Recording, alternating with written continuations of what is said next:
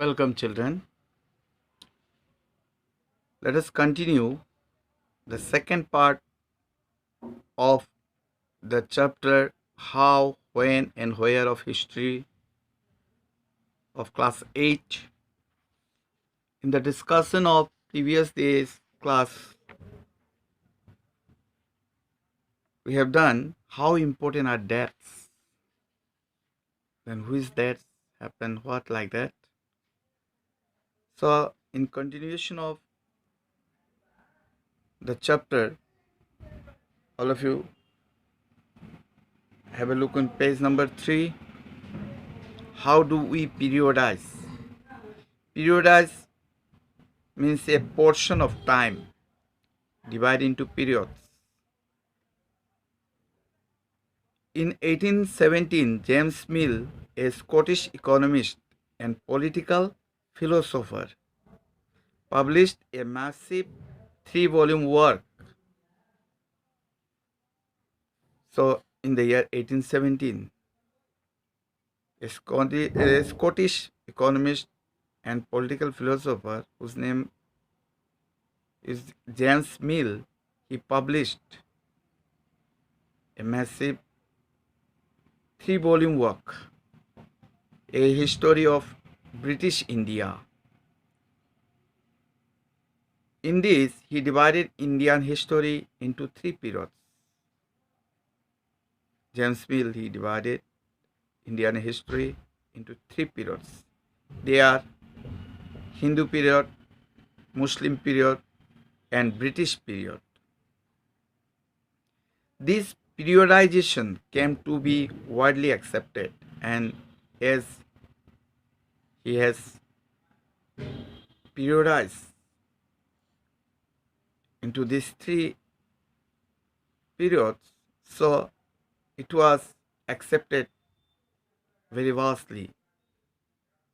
Many people accepted that. Can you think of any problem with this way of looking at Indian history? Why do we try and divide history into different periods? Why it is divided? Why it is divided into periods in different periods? In answer, you can say we do so in an attempt to capture the characteristics of a time, its central features as they appear to us. Characteristics means quality of time. Its central features, main feature was as they appear to us. So the terms through which we periodize, that is, demarcate the difference between periods, become important. So periodization, you see what it has happened, it demarcates the difference between periods. It becomes important here. They reflect our ideas about the past. They show how we see the significance of the change from one period to the next. They reflect what? Our ideas about the past, what are the ideas we had. It reflected there. And they show how we see the significance that is meaningful of the change from one period to the next. How that means significantly that changes, it comes from one period to another. Mill thought that all Asian societies were at a lower level of civilization than Europe. It was the thinking of James Mill that all Asian societies were at a lower level of civilization to compare with Europe. According to his telling of history, before the British came to India, Hindu and Muslim despots ruled the country. So, according to Mill, his telling of history, before the British they came in India, Hindu and Muslim despots ruled the entire country. Religious intolerance, caste taboos, and superstitious practices dominated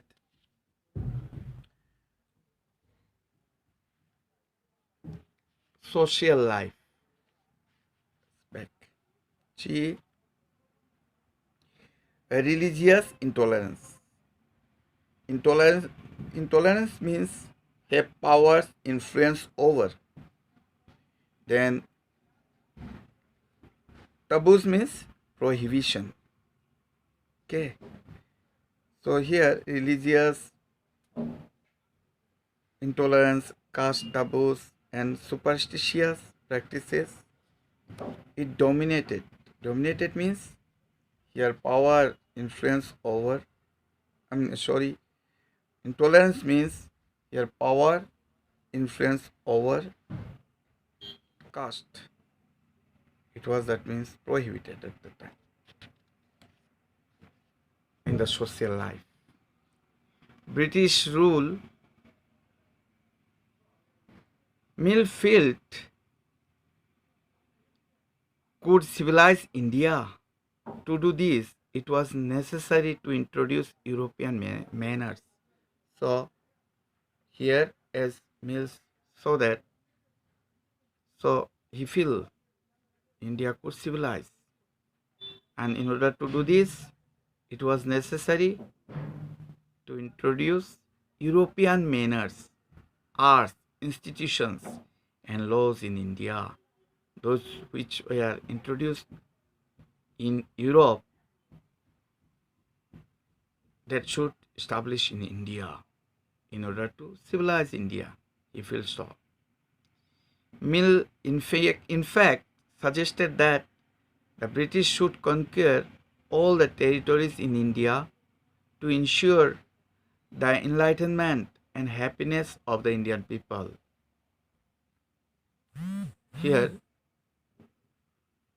he suggested that the British should conquer all the territories, all the areas in India in order to ensure means to make sure that something happens or is it is or definite the enlightenment.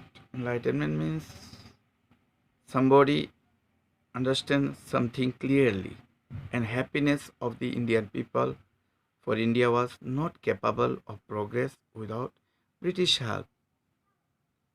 He feels like this.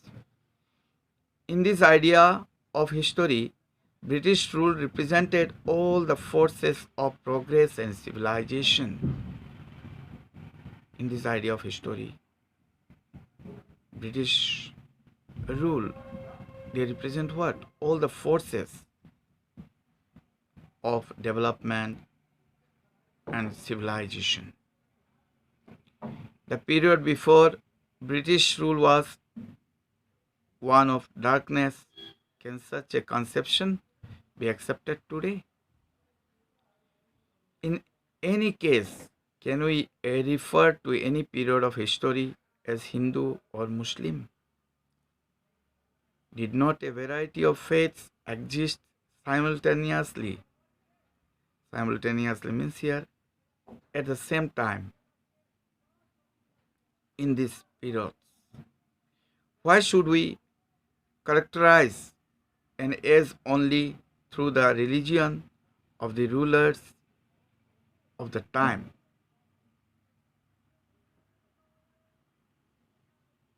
To do so is to suggest that the lives and practices of the others do not really matter.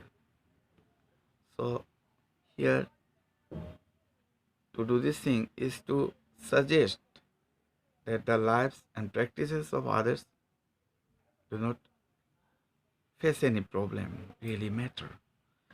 We should also remember that Even rulers in ancient India did not all share the same faith. Rulers, those who were ruling,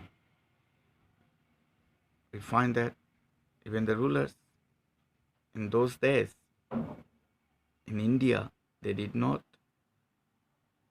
used to share the same belief, same faith to others. Moving away from British classification, historians have usually divided Indian history into ancient, medieval, and modern. So, apart from that, from British classification, historians basically divided Indian history into again these three groups. They are ancient, medieval, and modern. Then ancient means the past one, earlier one.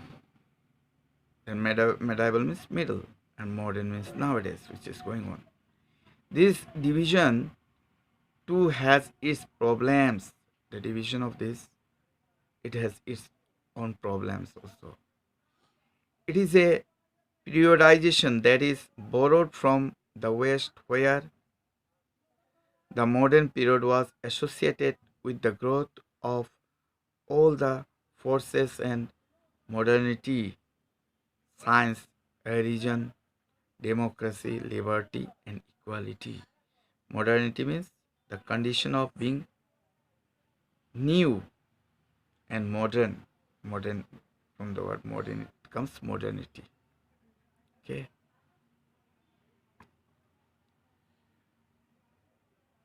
Medieval was a term used to describe a society where these features of modern society did not exist. Medieval, it was a term which was used in order to describe a society where all these features of modern society was not existed. Can we can you uncritically accept this characterization of the modern period to describe the period of our study? As you will see in this book, under British rule, people did not have equality, freedom, or liberty. You will see this. They do not have equality, freedom, or liberty. Nor was the period one of economic growth and progress. Now there was this period that means in which economic growth or progress was there. Many historians therefore refer to this period as colonial. So many historians, that's why they refer this period as colonial. Colonial means connected with or belonging to a country that controls by another country. As British, they were ruling here. Colonial period, that is called colonial period. Now children, let us see what is colonial. In this book you will read about the way the British came to conquer the country and establish their rule. How British they came and how they conquer and establish their power in India. We will study about that. Subjugating local Nawabs and Rajas. Subjugating means to gain control over somebody or something. To gain control over somebody here, okay? Local Nawabs and Rajas. You will see how they established control over the economy and society, collected revenue to meet all their expenses, bought the goods they wanted at low prices, produced crops they needed for export, and you will understand the changes that came about as a consequence. Here, children, you will see how they establish control over the economy,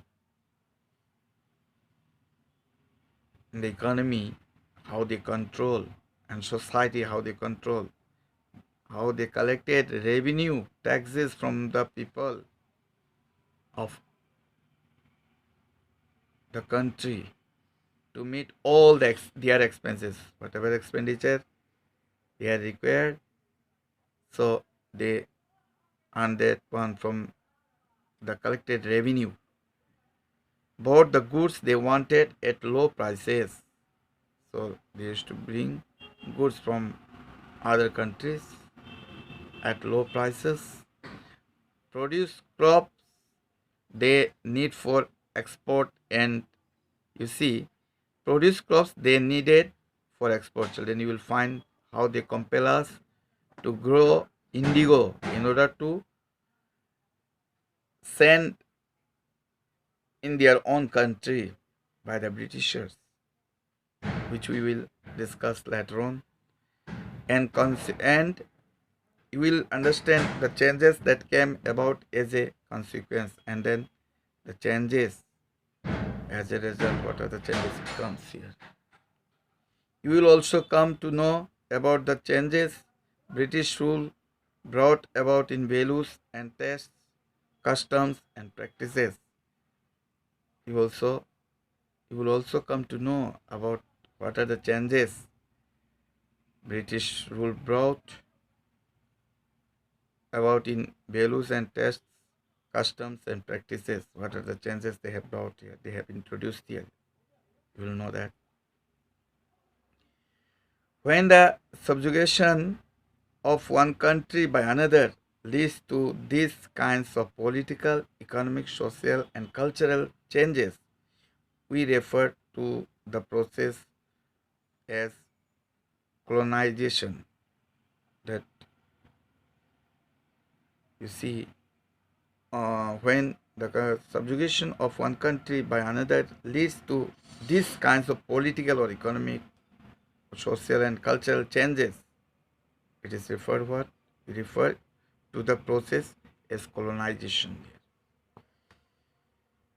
You will, however, find that all classes and groups did not experience these changes in the same way.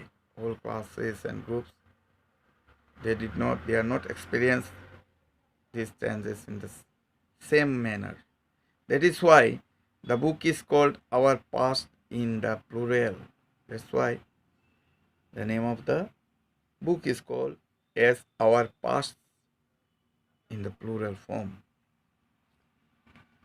Let us see the next page, that is page number 5. How do we know? What sources do historians use in writing about the last 250 years of Indian history? Let's discuss it. Administration produces records. One important source is the official records of the British administration. It was one of the important sources. The British believed that the act of writing was important. Keeping record, okay. Writing, the act of writing, it was important. British believed so. Every instruction, plan, policy, decision, agreement, investigation had to be clearly written out. So this everything should be kept in record as a written record. It should be written in a clear way. Once this was done, things could be properly studied and debated. So once this one was done, that means a written record is there, then things could be properly studied and it can be discussed in both ways, positive or negative that way. This conviction produced an administrative culture of memos, noting, and reports. This conviction means the action of finding somebody guilty like that, okay, of a crime in a court of law. Then memos. Memos means a note sent from one person or office to another, which an organization, okay, within an organization. A note sent from one person or office to another within an organization. Then here